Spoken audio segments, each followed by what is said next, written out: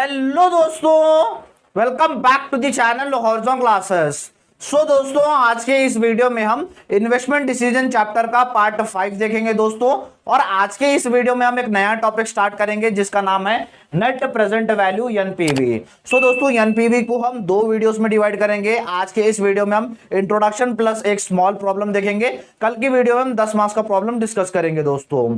दोस्तों, आज के इस वीडियो में पर्टिकुलर हम इंट्रोडक्शन देखेंगे एनपीवी का, उसके बाद हम एक प्रॉब्लम सॉल्व करेंगे और लास्ट में आपको इसी तरह का एक प्रॉब्लम दूंगा प्रैक्टिस के लिए। आप प्रैक्टिस कीजिएगा और उस आंसर को हमारे कमेंट सेक्शन में बताइएगा दोस्तों। चलिए हमारी वीडियो की हम शुरुआत करते हैं।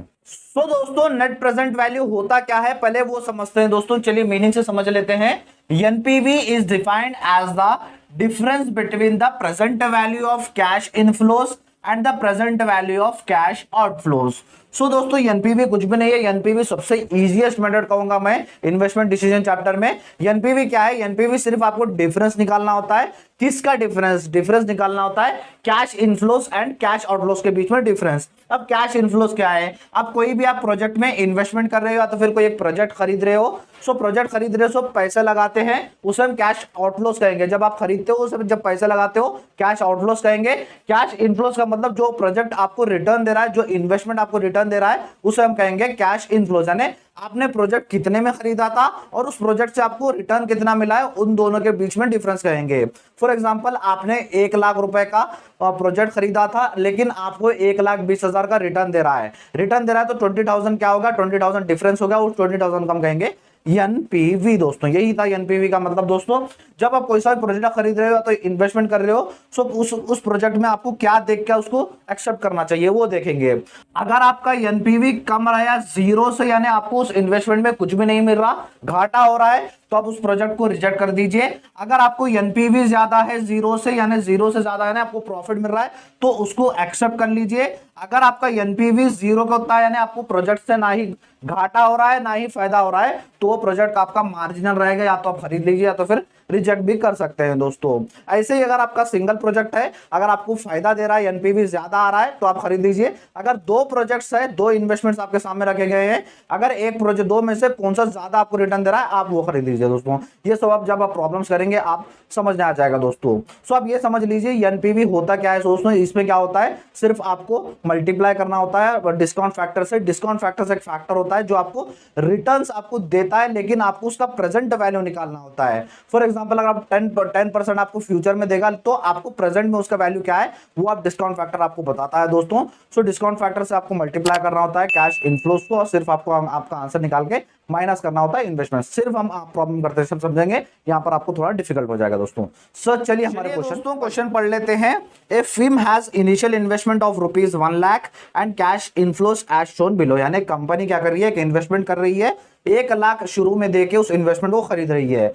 आपको नीचे आपको ईयर दिया गया है, 4 ईयर है दोस्तों, 1 2 3 4। कैश इनफ्लोस यानी उस प्रोजेक्ट से पर ईयर आपको रिटर्न मिल रहा है। फर्स्ट ईयर 50,000 मिला, सेकंड ईयर 40,000 मिला, थर्ड ईयर 30,000 मिला एंड फोर्थ ईयर 10,000 मिला। पीवी फैक्टर 10% का है दोस्तों। फर्स्ट ईयर का आपको 0.909 है, सेकंड ईयर का 0.826 है एंड थर्ड ईयर का 0.751 है एंड फोर्थ ईयर का 0.683 है। ये आपका पीवी फैक्टर हो गया दोस्तों। आपको क्या करना है? एनपीवी यानी नेट प्रेजेंट वैल्यू निकालना है। बहुत ही सिंपल होगा, हम आंसर पे बहुत ही सिंपल तरीके से करेंगे।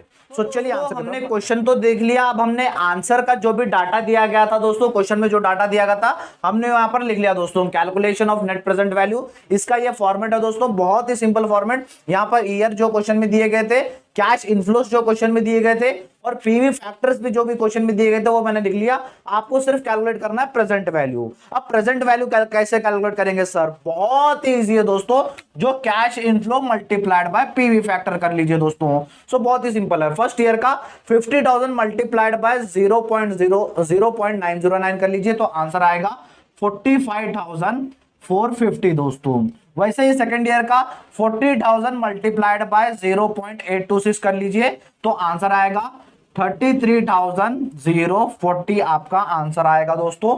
उसके बाद थर्ड ईयर का कैलकुलेट कर लीजिए, 30,000 मल्टीप्लाइड बाय 0.751 कर लीजिए, तो आंसर आएगा 22,530 आपका आंसर आएगा दोस्तों। यहां तक क्लियर है? उसके बाद फोर्थ ईयर 10,000 मल्टीप्लाइड बाय 0.683 कर लीजिए, तो आंसर आएगा 6,800 30 आपका आंसर आएगा दोस्तों। ये हमने प्रेजेंट वैल्यू फाइंड आउट कर लिया। अब क्या करना है हमें इस प्रेजेंट वैल्यू का टोटल लेना है, यानी इन चारों का टोटल 45,450 प्लस 33,040, 22,530 एंड 6,830 करेंगे तो आंसर आएगा 1,07,850 आपका आंसर रहेगा दोस्तों। ये क्या है आपका, ये है आपका टोटल प्रेजेंट वैल्यू, ये आपका टोटल प्रेजेंट वैल्यू है दोस्तों आंसर। यानी इससे आपको इतना रिटर्न मिल रहा है, यानी इस इन्वेस्टमेंट से आपको 1,07,850 मिल रहा है। सो आपने इन्वेस्टमेंट किया था, इन्वेस्टमेंट जो शुरू में आपने मशीनरी खरीदने से पहले या इन्वेस्टमेंट करने से पहले आपने 1 लाख दिए थे, आपके कोई स्क्रीन के ऊपर दिख रहा होगा 1 लाख आपने इन्वेस्टमेंट किया था, वो 1 लाख हमें माइनस करना है। सो कर लेते हैं, चलिए माइनस इनिशियल इन्वेस्टमेंट, यानी आपने जो खरीदा था, यानी इन्वेस्टमेंट करते टाइम आपने 1 लाख रुपीस दिए थे। सो 1 लाख माइनस कर लीजिए, 1 लाख माइनस कर लीजिए। सो 1,07,850 में से अगर 1 लाख माइनस होगा तो आपका आंसर आएगा 7,850, यानी नेट प्रेजेंट वैल्यू उस इन्वेस्टमेंट से आपको 7,850 का आपको प्रॉफिट हो रहा है। तो आपका एनपीवी पॉजिटिव में है, तो आपकी मशीनरी आपको प्रॉफिट दे रही है, यानी आपका इन्वेस्टमेंट आपको प्रॉफिट दे रहा है। एक बार जल्दी से स्क्रीनशॉट ले लीजिएगा बच्चों। बहुत ही सिंपल तरीके से हमने किया। कल के क्वेश्चन में हम 10 मार्क्स के क्वेश्चन सॉल्व करेंगे दोस्तों। सो दोस्तों कल का क्वेश्चन आपके लिए इंपॉर्टेंट रहेगा, क्योंकि आपको इन्वेस्टमेंट करते टाइम भी इनिशियल इन्वेस्टमेंट में आपको अमाउंट चेंज आता रहेगा, पर ईयर इन्वेस्ट करते रहो, और एक स्क्रैप वैल्यू आएगा जिसमें बच्चे बहुत कंफ्यूजन कर लेते हैं। सो कल का वीडियो इंपॉर्टेंट है, कल का वीडियो देखिएगा दोस्तों। सो दोस्तों ये था हमारा आज का वीडियो दोस्तों। जैसे मैंने कहा था, मैं लास्ट में आपको क्वेश्चन दूंगा, आपके स्क्रीन के ऊपर क्वेश्चन दिख रहा होगा, उस क्वेश्चन को प्रैक्टिस कीजिएगा और हमारा आंसर हमारे कमेंट सेक्शन में इसका आंसर बताइएगा दोस्तों। सो दोस्तों मैं फाइनेंशियल मैनेजमेंट के क्लासेस स्टार्ट कर दिया था BCom 5th same NEP syllabus के लिए दोस्तों, जिसके प्लेलिस्ट का लिंक मैं आपको डिस्क्रिप्शन बॉक्स में दे दूंगा, जहां पर आपको एक ही जगह पर सारी क्लासेस मिल जाएंगी फाइनेंशियल मैनेजमेंट की दोस्तों। और इस चैप्टर के फर्स्ट पार्ट से लेके फोर्थ पार्ट तक भी आपको डिस्क्रिप्शन बॉक्स में लिंक दे दूंगा, आप जाकर देख लीजिएगा दोस्तों। अगर हमारा वीडियो अच्छा लगा तो वीडियो को लाइक कर दीजिए, हमारे इस चैनल को सब्सक्राइब भी कर लीजिएगा दोस्तों, और अपने फ्रेंड्स के साथ इस वीडियो को शेयर भी कीजिएगा। Thank you so much.